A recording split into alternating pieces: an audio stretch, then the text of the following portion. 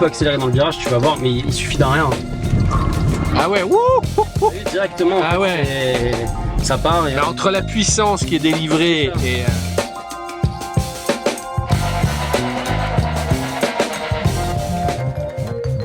Chers petits observateurs, vous le savez, les voitures neuves sont trop chères. Alors quand on nous a dit que la MG3 proposait 200 chevaux, qu'elle était hybride et qu'elle commençait à moins de 20 000 €, on s'est dit celle-là, elle va sans doute faire mal au marché. Et Julien s'est sacrifié. Il a dit, je vais la prendre plusieurs semaines. Et il a fait 2000 km. Tu vois. Ça va, Julien? Ça va. On est vendredi, c'est les récentes. Ouais. Le mercredi, c'est les anciennes sur POA. Et là, en termes de récentes, ouais, bah en fait, tout l'été, il y avait des petits observateurs qui mettaient des commentaires. Quand est-ce que vous essayez la MG3? Quand est-ce que vous sortez la vidéo? Bah, on a voulu faire les choses comme d'habitude, différemment. Un mois, 2000 km. Avec la voiture. Donc là vraiment. Et t'as tout fait, hein, parce que. Tu mixes à 100%, quoi. Et puis tu l'as chargé. Ouais, bah, elle s'auto-recharge, c'est une hybride, quoi. Non, mais quand je dis chargé, ouais. Ok, je mets les photos. Oui, effectivement. Non, mais c'est intéressant parce que là, on est vraiment dans la vraie vie d'usage. Voilà, c'est pas 2 heures d'essai, c'est... Parce que j'ai de la chance de pouvoir un peu rouler sur tout type de route, donc elle était vraiment en ville, côté région parisienne et tout, à la campagne, sur les petites routes de l'autoroute, elle a tout fait. Comme tu dis, j'ai mis beaucoup de choses dans le coffre parce qu'elle a une taille un peu particulière.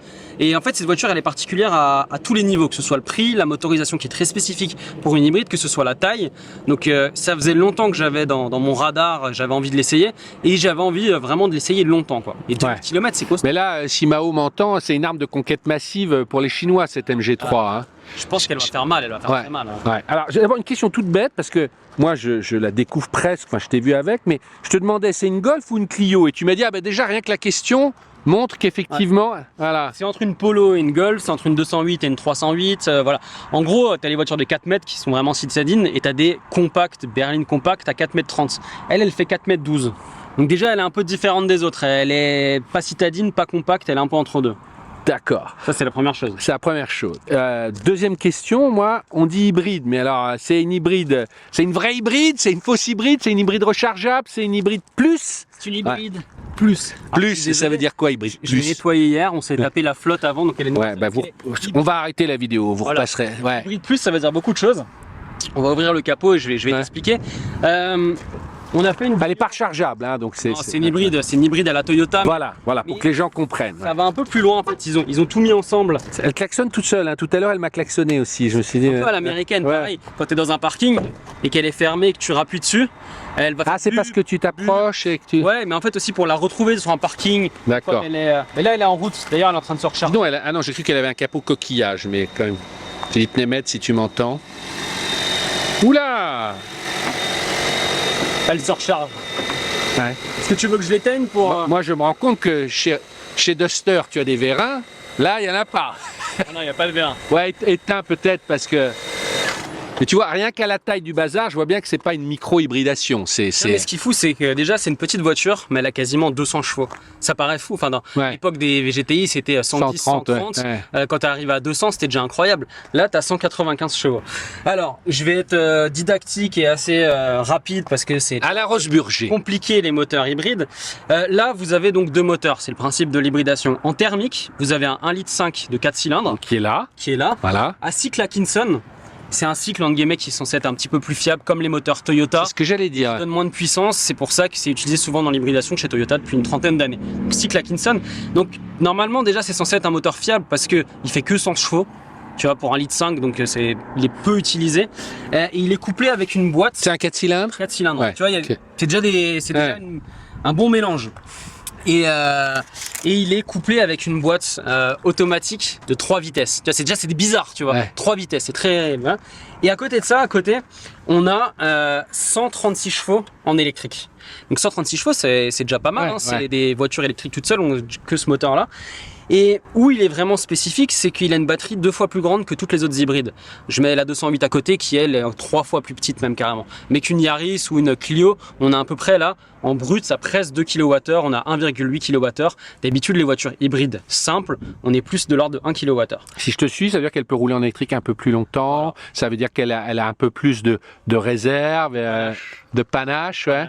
Ben en fait, ce qui change, et je vais essayer d'être simple, c'est qu'elle sait tout faire en hybridation. Il y a différents types d'hybridation sur les voitures. Vous savez, vous avez le côté Rex, comme ce que fait Nissan ou ce que faisait BMW. C'est-à-dire qu'on utilise le moteur thermique comme un groupe électrogène pour faire avancer la voiture.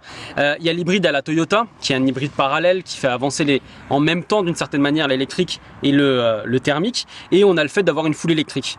Et on a des dernières choses, ça c'est ce que fait Honda, c'est qu'au bout d'un moment, le moteur thermique peut faire actionner les roues à lui tout seul, par exemple, sur autoroute à une certaine vitesse. Attends, elle sait faire tout ça? Elle sait tout faire, tout ça. Ça veut dire que même ce moteur-là peut servir de... Je vais te donner les plages un peu.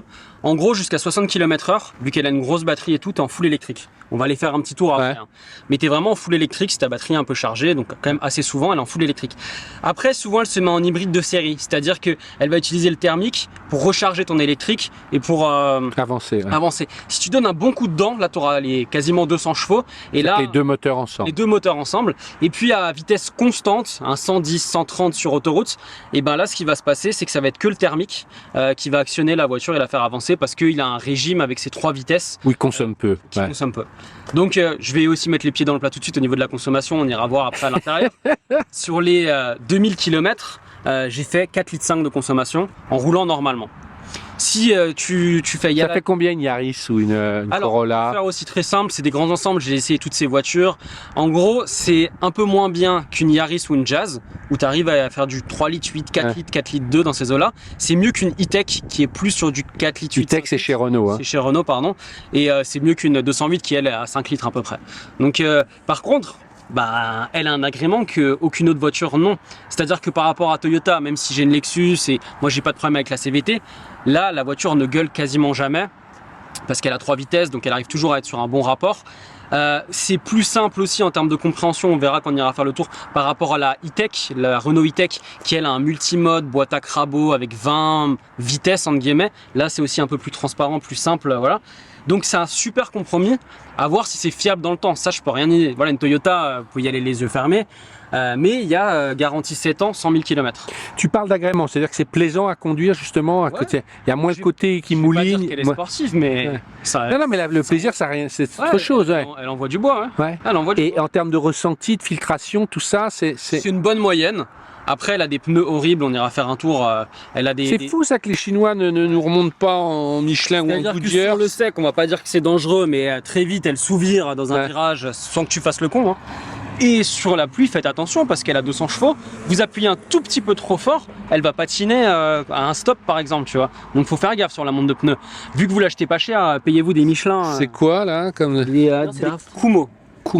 Kumho, si tu nous entends, c'est pas la... Ouais, c'est Kumho. Les Kumho, ils sont pas incroyables. C'est vraiment où le bas blesse, quoi. C'est fou parce qu'en termes de ligne, j'allais dire, elle ressemble à rien dans le sens... Non, mais quand je dis rien, on pourrait imaginer toute marque, mais je pense que c'est une force, c'est-à-dire qu'elle est passe-partout. Elle est passe-partout. Et si tu fais pas attention, tu pourrais croire que c'est une Fiesta dans le temps, tu pourrais croire que c'est une Kia, tu pourrais croire que c'est un peu... Je le trouve un peu torturé. Elle a vraiment un nez qui tombe très bas, tu vois, avec les phares. Quand tu la regardes de devant comme ça, on dirait qu'elle... C'est particulier, tu vois. L'arrière est beaucoup plus simple et consensuel. Elle a juste des feux un peu fumés, on va dire. Là, forcément, on a la Luxury. Donc là, on est à 23 000 €. C'est le méga haut de gamme.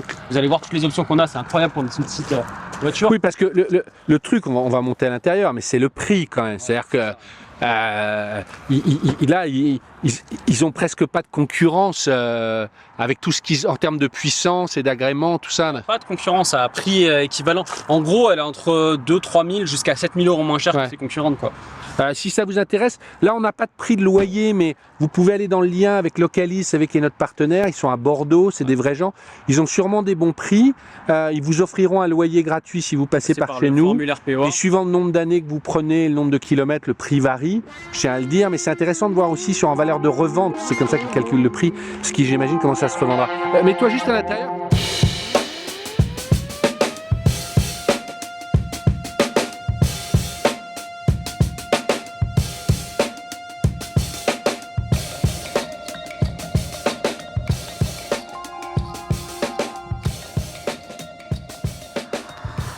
Il y a un petit esprit comme dans la MG4 quand même. Ouais, Hein, un peu mobilier de bureau. Ouais. Comme je dis, j'ai l'impression d'aller travailler à la Défense. elle est un peu plus normale, que ce Ouais. soit à l'extérieur et à l'intérieur, que la MG4 qui était plus clivante en termes de design. Enfin, c'est pas fun, hein, excuse-moi, mais Ah non, non, au c'est contraire, propre, non. mais ouais. Non, c'est plus normal, c'est-à-dire Oui, qu'elle c'est- est, ouais. elle est encore plus consensuelle. La Ouais. MG4 était un peu... Alors après, moi... Non, mais là, on retrouve, c'est le même sélecteur, en revanche, hein, Ouais. qui me rappelle les Bang & Olufsen des années cet 70-80. écran aussi. Ouais. Après, il y a eu une grosse... Le problème de la MG4, c'était d'un point de vue software. Là, il y a une grosse mise à jour sur les écrans, sur le software, sur l'application. C'est beaucoup plus fluide. Comme tu peux le voir, c'est vraiment fluide. Tu peux aller dans les menus, ça va assez vite. Tu peux faire beaucoup de modifications. On va y venir encore une fois quand on ira faire notre petit tour. Et puis, c'est super bien équipé. C'est-à-dire que là, à 23 000 euros, hop, j'appuie là. Je vais avoir la caméra 360. Qui Tu sais, si tu es exigeant, tu as La pris quali- ton œilleton pour la qualité regarder. est moyenne. Ouais. Elle est bien en 360 sur le reste. Alors tu peux l'avoir en 3D, c'est aussi rigolo. C'est quand tu roules, tu vois les petites jantes qui roulent, qui avancent. Donc ça c'est, t'as les sièges chauffants, t'as le volant chauffant, t'as des modes de régénération, on va en parler juste après. C'est un peu où le bas blesse aussi, c'est les normes GSR2 qui pour moi tuent un petit peu la voiture. On rappelle hein, ce que c'est l'obligation en Europe d'avoir l'alerte de vitesse, l'alerte de franchissement, le freinage d'urgence, Ouais. caméra de recul. Et alors du coup, elle est mal réglée. Elle est... Bah, c'est-à-dire qu'à chaque fois, moi, que je rentrais dans la voiture, alors il y a deux choses. Première chose, pour d'autres personnes qui ont conduit, vu qu'elle est assez puissante, beaucoup de gens la mettent en éco. Tu vois, tu as le mode Ouais. ici, et en éco pour pas avoir... Parce que effectivement, elle a quand même du couple, donc tu peux la mettre en éco, tu rentres, deuxième chose que tu fais, tu descends ici, pour tout et enlever. t'enlèves le maintien de ligne parce que il est un peu dangereux. Mais moi aussi, hein, c'est fou comme Ouais. c'est dangereux. Là, ce matin, j'ai oublié de l'enlever. Ouais. J'ai failli me remettre dans À la le- campagne, en fait, la voiture, elle est des fois un peu perdue et elle va t'emmener dans les champs, quoi, si Ouais, tu ouais, fais pas ouais. gaffe. Donc, ça, voilà. Une fois que tu as fait ça, pareil, dernière chose que je fais quand je pars, ici, il y a des boutons favoris, ça c'est très pratique. Donc là, T'aimes je bien, vous ai tu montré. concoctes ce que tu veux à l'écran. Voilà, j'ai mis ma caméra 360, mais ici, je mets la régénération qui se met ici. Là, je suis en 2. Hop, 3, voilà. Et Ça, on rappelle, hein, c'est le freinage presque, on va Régénératif. dire du moteur en fait, mais il y a une, voilà, elle freine et ça recharge plus. quoi. voilà, il y a une one pedal en 3, elle va jusqu'à l'arrêt. Et voilà, à chaque fois que je l'allume, t'as ces 30 secondes à mettre toutes ces petites choses en route. Une fois que c'est fait, c'est bon. Mais il faut, Il n'y a pas le bouton comme chez Renault, une Non. fois que tu peux tout désactiver t'aimerais qu'il y ait d'un un coup. Ouais. bouton ici, un bouton limite, tu sais, personnel, où en gros, ça te change Ouais, mais le mode, ça te change ta régénération Non, mais et ça t'enlève les trucs. Ça c'est serait plus bien. du luxe. Je vais me mettre derrière parce que je pense que c'est une voiture quand même qui, tu vois, qui est multi-usage et qui va intéresser, à mon avis, quand même, encore une fois, ça peut être la voiture de tout le foyer. C'est ça, c'est censé être un peu la voiture. Bah, la Golf ou la Clio, c'est quoi. ça, Elle c'est est ça. entre deux. Ouais. Après, qu'est-ce que c'est noir? Moi, ça me rend toujours triste. Ouais. Et puis, Comme je dis, j'ai l'impression d'être un employé des pompes funèbres. tu sens que la tôle, elle est légère de ouf, quoi. Quand il Il y a pleut, quelqu'un, ouais. quand il pleut, un peu dans une caravane. Ah ouais? Ah ouais? oui. Ah, ça c'est une info, ça. Ouais, mais c'est sûr. Alors, le coffre, il est grand ou pas? Parce que Quasiment 300 litres. ouais. Le petit problème aujourd'hui, mais ça va être modifié, c'est qu'il n'y a pas de 2 tiers, 1 tiers. Ah oui, ça, c'est super embêtant quand tu t'amuses à charger des choses. Et ça, ça, ils vont le modifier. C'est les isofix derrière. Ils sont cachés. Ouais. Et par contre, ce qui est fou, enfin, tu vas me dire, ça va peut-être. Soyons fous. Je n'avais pas le souvenir, mais je peux carrément enlever si je veux. Attends, enlevez De quoi? l'autre côté, vas-y. S'ouvre pas tout seul. C'est un peu moins de 300 litres. Mais tu peux l'enlever entièrement. Tu fais ça, tu peux repartir. Ah, mais ça, c'est vachement important, ça. Et toi, tu l'as fait pour mettre tes vélos, tout ça? Non, même pas, je suis Ouais. pas allé jusque là, mais je peux aussi l'enlever de l'autre côté du coup. Et là, je peux l'enlever, je peux le laisser dans mon garage. Et ça, c'est vrai que. Ou faire une petite banquette d'appoint pour regarder une série sur Netflix. Le pique-nique. Voilà, Ok. donc tu peux totalement l'enlever si tu veux.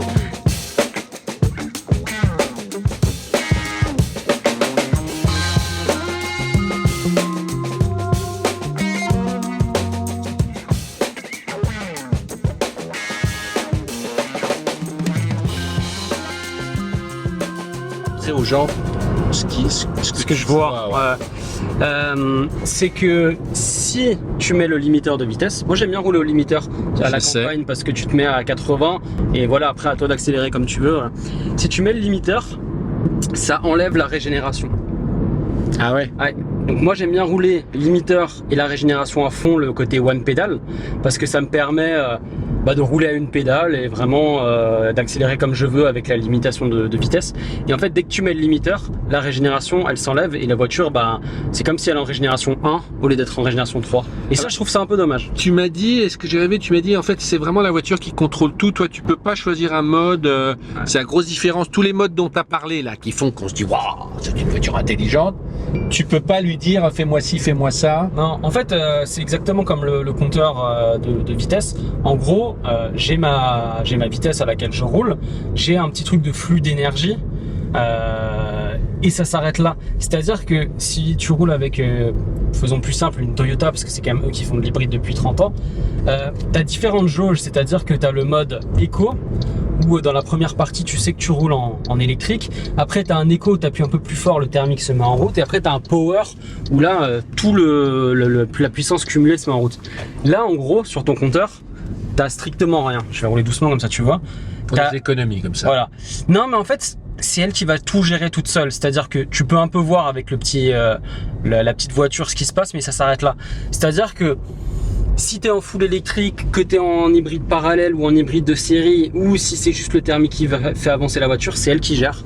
Le but, c'est que ce soit le plus efficient possible, le plus économique possible. Il y a un côté où... Ouais, mais toi qui es un peu geek, c'est un peu frustrant. On aime bien quand même de temps en temps savoir ce qui se passe. Mais je pense que la voiture, elle est vraiment faite pour des gens qui n'ont pas eu d'hybride avant, qui ont un petit budget, même si 20 000 euros, c'est beaucoup d'argent aujourd'hui, mais qui n'ont pas eu d'hybride et qui veulent juste rouler point barre. Tu vois, tu te prends pas la tête, elle fait tout. Mais moi, c'est l'effet qu'elle me fait.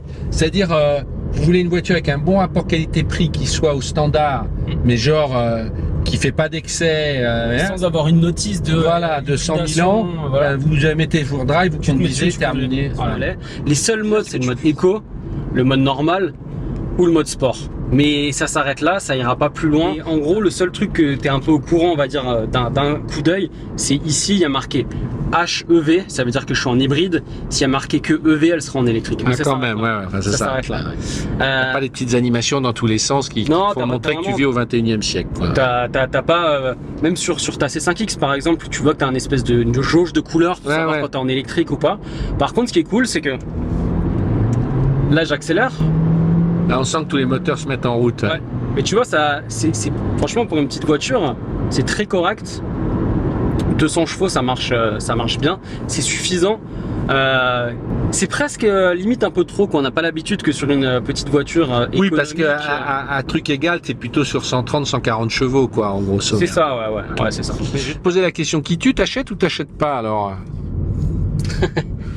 Alors pareil, ça c'est toujours un peu subjectif. Encore une fois, pour moi personnellement non, mais oui, j'achète parce qu'en fait le package il est super.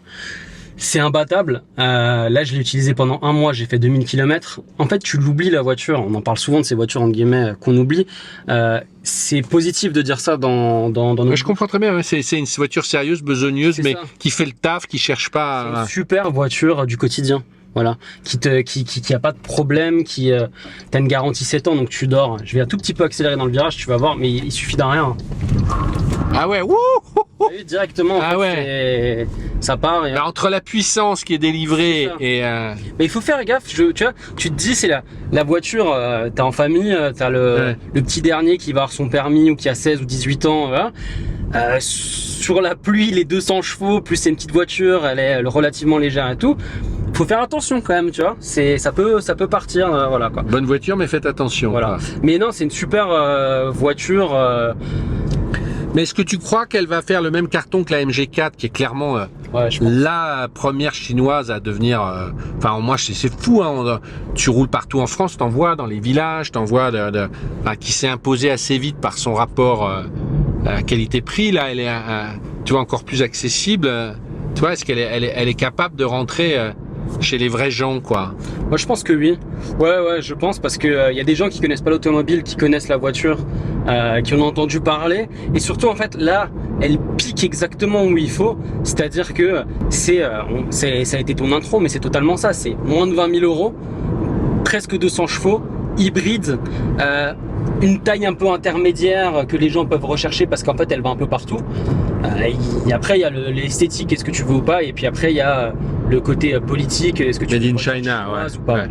Mais en tout cas, c'est une très bonne copie. Son point faible, c'est les normes GSR2. On en a parlé en live. Moi, je suis pas contre les normes, mais il faut qu'elles soient justes et qu'elles fonctionnent bien. Et là, comme plein de voitures, c'est pas cette voiture en particulier, t'as juste envie de les désactiver. On n'a pas encore fait l'essai, ce sera peut-être d'ici la fin de l'année, j'en sais rien. Mais on avait fait la MG ZS l'année dernière, qui est en gros leur capture, pour faire simple. Ils ont fait une nouvelle version et qui aura le même moteur et qui sera moins cher qu'un Duster. C'est-à-dire qu'en gros, tu auras 200 chevaux, une espèce de petit SUV de famille à 24 000 balles normalement. Donc ça va continuer MG quoi. Désespérant. Voilà. Non, mais c'est de garder prix, ouais. Bon, à chacun de se faire son opinion et tout. Mais voilà, c'est intéressant. Puis tu mettras les petites images Ouais, il y a de quoi faire. de la vraie vie. Bon, le vendredi, c'est les modernes.